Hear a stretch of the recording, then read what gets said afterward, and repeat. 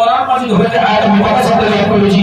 আল্লাহ পাক আল্লাহ তাআলা তিনি বলেন কুল ইন কুনতুম তুহিব্বুনাল্লাহ ফাত্তাবিউনি ইউহিব্বুকুমুল্লাহ ওয়া ইয়াগফির লাকুম যুনুবাকুম ওয়াল্লাহু গফুরুর রহিম। আল্লাহ বলেন হে নবী আপনি সারা বিশ্ববাসীকে জানিয়ে দিন যারা আমি আল্লাহ আমার ইত্তেবা করতে চায়, আমাকে ভালোবাসতে যারা চায়, আমার পায়রামি করতে যারা চায়, ফাত্তাবিউনি তারা যেন আপনার ইত্তেবা করে, আপনার ইত্তেবা যারা করবে আমি আল্লাহ তাদের সঙ্গে মুহাব্বত করলাম, আমি আল্লাহ তাদের সঙ্গে ভালোবাসা করলাম। আল্লাহ যাকে ভালোবাসবে, আল্লাহ যার উপরে খুশি, জাহান্নামের আগুন তার জন্য হারাম হয়ে গেল। বোঝা গেল সাহাবায়ে কেরামগণ নবীকে ভালোবেসেছেন, সাহাবাগণ নবীকে ভালোবেসেছেন, তিনাদের জন্য জাহান্নামের আগুন হলো হারাম। নবীকে কতটা ভালোবাসা বেসেছেন। হযরতে আবু কাতাদা তিনার চোখটা শহীদ হয়ে গেল, আজকে ঝাঁঝরা হয়ে গেল, আজকে সাহাবীগণ নিজের জীবনটা দিয়ে দিলেন, তবুও এক পা এদিক ওদিকে সরতে রাজি হননি। আমাদের জন্য ইমানি জজবা এরকম আজকে নবীর সঙ্গে মুহাব্বত রাখা তাওফিক দান করুন। যে নবীর সঙ্গে মুস্তাগি করবে আমরা তার সঙ্গে কোনো কানেকশন রাখব না। আজকে সে কোটিপতি হোক আর যত বড় জাননেওয়ালা হোক, আজাদির শয়তান জ্ঞানী ছিল না? আজাদির শয়তান এরপর জ্ঞান এর ইলম কম ছিল।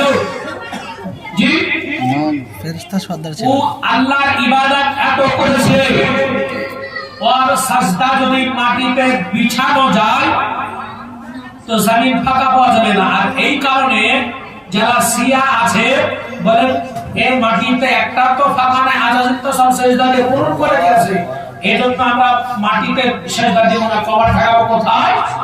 এত বড় কথা জি মজার মুহূর্তে।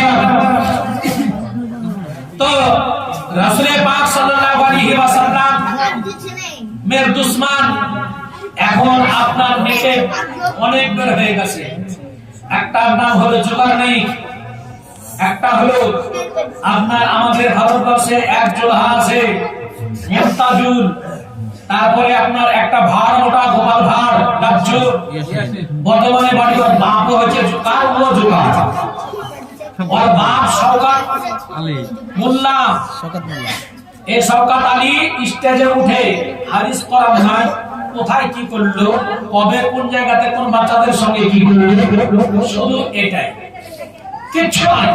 ওর বেটা হয়েছে আপনার গোপাল ভাড়, ডাব চুরি করে করে আপনার মাদ্রাসায় ছিল।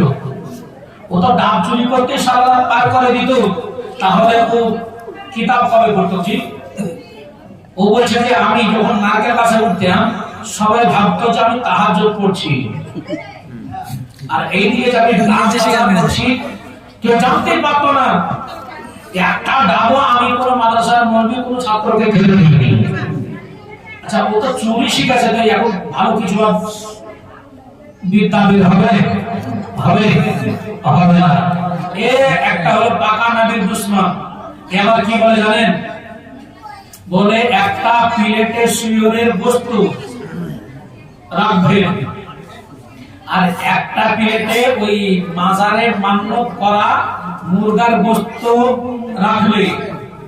শুয়োরের বস্তুটা খাওয়া জায়েজ, কিন্তু ওই মাজারের মান্যত করা ওই মুরগির বস্তু খাওয়া জায়েজ নয়।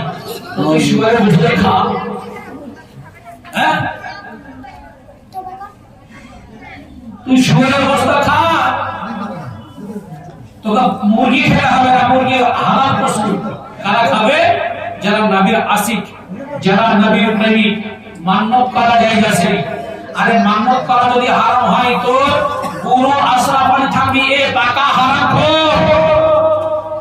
আশরাফ আলী থানভীর মা আশরাফ আলী থানভীকে জন্ম দিয়েছে মাজারে মান্যত করে তার ফলে। আশরাফ আলী থানভীর মার অনেক বাচ্চা নষ্ট হয়ে গিয়েছে। আশরাফ আলী থানভীর মা বেকার। আশরাফ আলী থানভীর মামা বলছে ওর বোনকে, তোর বাচ্চা দাঁড়াচ্ছে না, ওষুধ পাসনি, মেডিসিন পাসনি, কবিরাজ পাসনি, বলে চল সঙ্গে বলে কোথায়? বলে ওই দরবারে। ওই দরবারে গিয়ে দোয়া করে মান্নত করে তারপরে আশরাফ আলী থানভী জন্ম নিয়েছে।